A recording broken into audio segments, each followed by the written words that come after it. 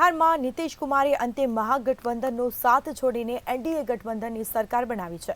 તો નીતિશ કુમારે 9મી વખત બિહારના મુખ્યમંત્રી પદના શપથ લીધા છે, ત્યારે હવે અખિલેશ યાદવ અને તેજસ્વી યાદવે ભાજપ પર ગુસ્સો ઠાલવ્યો છે। શું છે સમગ્ર માહિતી, જાણીએ અમારા ખાસ અહેવાલમાં। બિહારમાં નીતિશ કુમારે અંતે મહાગઠબંધનનો સાથ છોડીને એનડીએ ગઠબંધનની સરકાર બનાવી છે।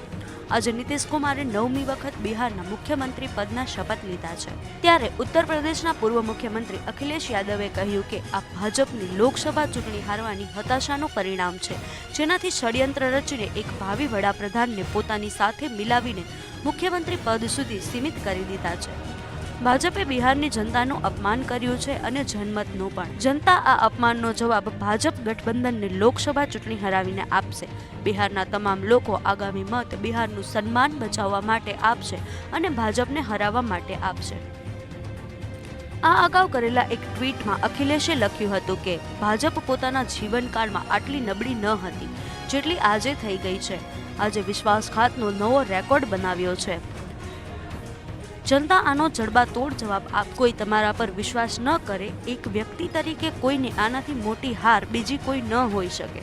તો પૂર્વ નાયબ મુખ્યમંત્રી તેજસ્વી યાદવે નીતિશ કુમાર પર નિશાન સાધ્યું હતું। તેમણે કહ્યું હતું કે બિહારમાં હજુ ખેલા થવાનો બાકી છે। અમે તે મુખ્યમંત્રી સાથે કામ કરાવ્યું જેમની પાસે કોઈ વિઝન જ ન હતું। બિહારમાં હજુ તો ખેલ શરૂ થયો છે, ખેલા થવાનો હજી બાકી છે। અમે ગુસ્સામાં નથી, અમે નારાજ પણ નથી। હજુ તો ખેલ શરૂ થયો છે, હજુ ઘણું બધું બાકી છે।